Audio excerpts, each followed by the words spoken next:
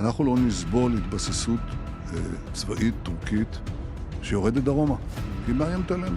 את זה העברנו באופן כללי. עכשיו אנחנו ראינו שיש כוונה של טורקיה להתבסס בשדה תעופה דרומית לקו שלה, קרוב לחלב, והעברנו מסר. आज की बड़ी हेडलाइन ढंटन है। सऊदी अरेबिया, टर्की, पाकिस्तान ने इनवाइट किया है ईरान को टू जॉइन द मेका डिफेंस पैक्ट। अरे यार ये क्या हो गया, पूछता है Bharat, where is India in all of this. वैसे इसके बारे में बात करेंगे, पर पहले आपको ये बता दें कि ये जो इनविटेशन है ये ऑफिशियली किसी ने कंफर्म नहीं करी है, बट ये बहुत ही वैलिड सोर्सेज से आया है, तो इसके बारे में बात करेंगे। पर इससे पहले समझना जरूरी है कि भाई ये डेवलपमेंट एकदम से हो कैसे गई, या एकदम से नहीं हुई, इन द पाइपलाइन ही थी ये डेवलपमेंट। हम आपको पहले ही बता चुके हैं मेका अग्रीमेंट के बारे में, जिसमें है Saudi Arabia, Turkey and Pakistan. And अब तो और भी क्लियर हो गया है इस डेवलपमेंट के बाद कि ये जो पूरा डिफेंस पैक्ट बन रहा है ये किसके खिलाफ बन रहा है, कौन है असली थ्रेट, कौन है ऐसा जो पूरे रीजन को आग लगा देना चाहता है। नो प्राइजेस फॉर गेसिंग, एक ही ऐसा देश, वो है इजराइल। एंड इजराइल तो ऑलरेडी बोल चुका है Turkey is the new Iran. उनका जो लीडर ऑफ ऑपोजिशन है नफ्ताली बेनेट, वो ऐसा बोल चुका है। तो क्रोनोलॉजी समझते हैं। सबसे पहले सीरिया में असाद का राज था, उसके ऊपर सीरिया के ऊपर इतने सैंक्शंस लगा लगा के उनकी मिलिट्री की भी इतनी बुरी हालत कर दी कि असाद रेजीम ही गिर गई। उसके बाद आ जाता है ये अल जोलानी, जो एक्चुअली नंबर 1 टेररिस्ट है। अगर आप क्लासिक टेररिस्ट की बात करो तो ये बंदा अल नुसरा में रह चुका है, अल कायदा में रह चुका है, आइसिस में रह चुका है। उसके बाद इसको बना देते हैं प्रेसिडेंट ऑफ सीरिया। अब तो एकदम खुल ही जाता है जब इसको बना देते हैं प्रेसिडेंट ऑफ सीरिया के। आइसिस और इन सबको, अल कायदा को कौन बैक करता है? United states of America back करता है। And in this particular case ये जो एंटी असाद फोर्सेज होती हैं, मतलब कि अल जोलानी, इसको तो टर्की भी बैक करता है। एंड जब से असाद रेजीम गिरती है, उनकी मिलिट्री टोटल कोलैप्स हो जाती है, उसके बाद इजराइल को दिखता है मौका कि भाई मैं और जमीन हथिया लूं, क्योंकि इजराइल यही करने बैठा है। तो जो सीरिया के अंदर गोलान हाइट्स है उसको जाके कब्जा लेता है। उसके बाद जाके भारी बॉम्बार्डमेंट करता है सीरियन आर्म्ड फोर्सेस के ऊपर। ये कहा जाता है कि 480 टाइम्स उसने सीरिया के ऊपर बॉम्बार्ड किया। एंड वहाँ के जितने भी मिलिट्री एयरक्राफ्ट थे, जितने भी मिलिट्री की एक्सेसरीज थी, वेपन डिपोज थे, उन सबको खत्म कर दिया।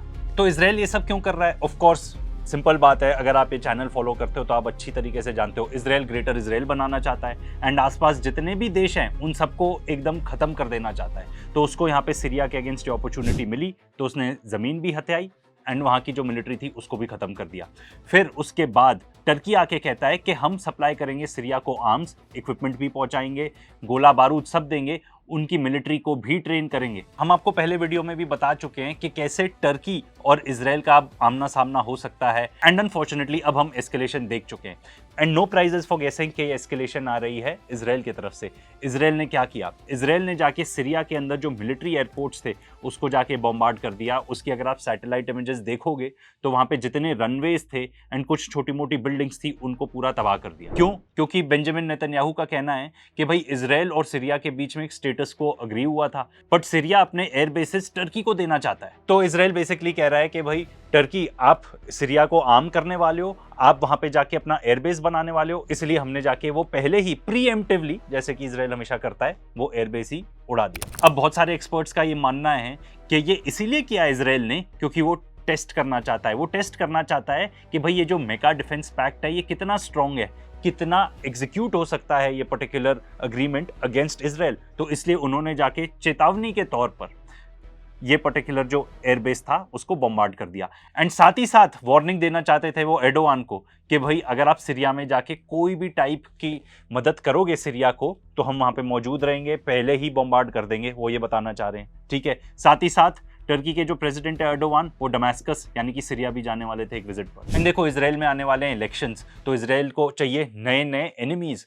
तो अब नेतन्याहू क्या करता है, ये तो बहुत ही फनी चीज है, उसने ऐसे करा, वो टर्किश प्रेसिडेंट एर्डोगान को, जो न्यूयॉर्क के मेयर है जोरान ममदानी को, उन दोनों के पूरे बिलबोर्ड्स चिपका दिए उन्होंने इजराइल के अंदर एंड घोषित कर दिया उनको एज एनिमीज ऑफ इजराइल। बहुत सारे एक्सपर्ट्स का ये भी कहना है कि भाई उस बेस को बॉम्बार्ड करने की जरूरत थी ही नहीं, क्योंकि उसी बेस के पास, टर्किश बॉर्डर के पास, टर्की का ऑलरेडी एक एयरबेस है। एंड साथ ही साथ टर्की और इजराइल के बीच में एक हॉटलाइन एस्टैब्लिश्ड है, वो सबको इसराइल ने सोचा कि भाई हम क्यों बात करें इन लोगों से, हम जाके बॉम्बार्ड ही कर देते हैं। तो ये रिपोर्ट किया जा रहा है कि ये जो एयरबेस था इसको असली में टर्किश ऑफिशियल्स रेनोवेट करना चाह रहे थे, एंड ये जो अटैक होता है इसके ऊपर, एयर स्ट्रिप के ऊपर एंड कुछ स्टोरेज फैसिलिटीज होते हैं, उसको बॉम्बार्ड किया जाता है, कोई भी कैजुअलिटीज नहीं रहती।